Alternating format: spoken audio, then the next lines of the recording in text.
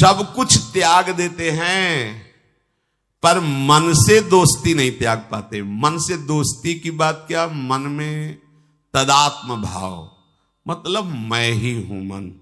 देखो अपने लोग बर्ताव कैसे करते हैं, जो मन ने मांगा वो उसको देना ही देना है, और मन को देना है ऐसा नहीं, मुझे भोगना है, बस यही घोर अज्ञान है। आपने सब कुछ त्याग दिया है पर इसका त्याग नहीं कर पाए तो कुछ त्याग नहीं हुआ। एक चूडाला नाम की परम ज्ञानी महापुरुष थे, उनके पति राजा थे। वो कोशिश करती कि इनको समझाऊं और आत्मज्ञान में स्थित करूं। तो जब वो उनको उपदेश देती तो उनके मन में आता ना कि है तो मेरी भार्या ही, तो कहते अपना ज्ञान तो अपने पास रख। और वो राजा थे। एक दिन जब रोज उपदेश दिया जाता है तो कभी न कभी तो प्रभाव पड़ता है। एक दिन उन्होंने कहा तो तुम देख नहीं पा रहे हो, तुम्हारी यौवन अवस्था वृद्धावस्था की तरफ जा रही हो, तुम मृत्यु के नजदीक पहुंच रहे हो, ज्ञान शून्य हो, तुम्हारा जीवन धिक्कार योग्य हो जाएगा, राजन सावधान हो जाओ।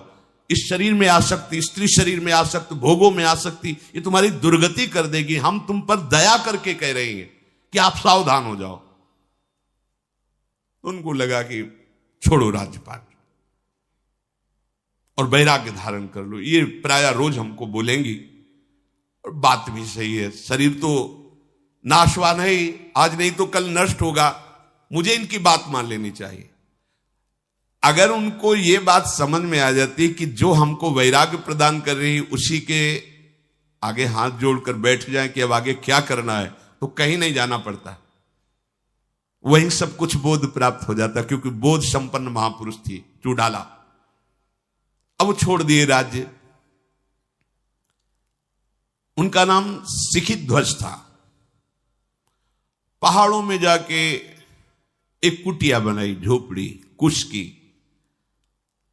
और घोर वैराग्य से रह करके भगवत चिंतन का अभ्यास करने लगे।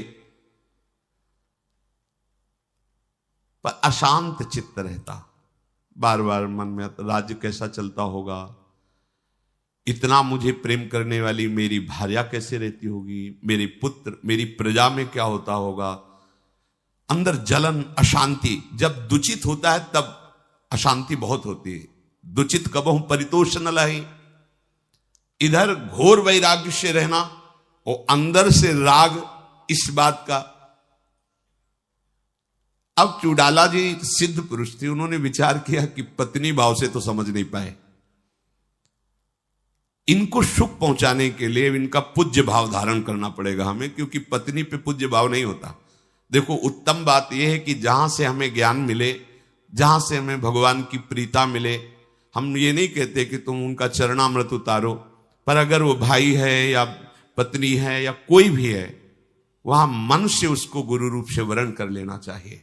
जैसे बिल्व मंगल जी ने चिंतामणि को गुरु रूप से वर्ण किया कि अगर चिंतामणि ने सदुपदेश न किया होता, हमारे साथ कटु व्यवहार न किया होता, तो आज मैं श्री कृष्ण प्रेम को नहीं प्राप्त होता। पर प्राय होता है नजदीक के संबंधों में ऐसी पूज्य भावना नहीं बन पाती है, बड़ा उपदेश करती है तो पत्नी ना, ये भाव नहीं होना चाहिए। अगर ठीक उपदेश मिल रहा है तो मेरे भगवान इस रूप में आकर उपदेश कर रहे हैं, मेरे गुरुदेव भगवान यहां से बोल रहे हैं, ऐसा भाव रखना चाहिए। अब वो विचार करके एक सुंदर ऋषि रूप धारण किया और आकाश मार्ग से उनके सामने से उतरी। जिसको वास्तविक ब्रह्म बोध हो जाता है, सारी सिद्धियां हाथ जोड़कर उसकी सेवा में खड़ी होती है। जैसे श्रीमद राधा सुधानिधि में श्री राधा किंकरी नाम लुठति चरणयू अद्भुता सिद्धि कोटि, राधा दासियों के चरणों में करोड़ों अद्भुत सिद्धियां लौटती रहती हैं। आकाश, अब ये क्यों दिखाया, क्योंकि श्रद्धा बनेगी ना।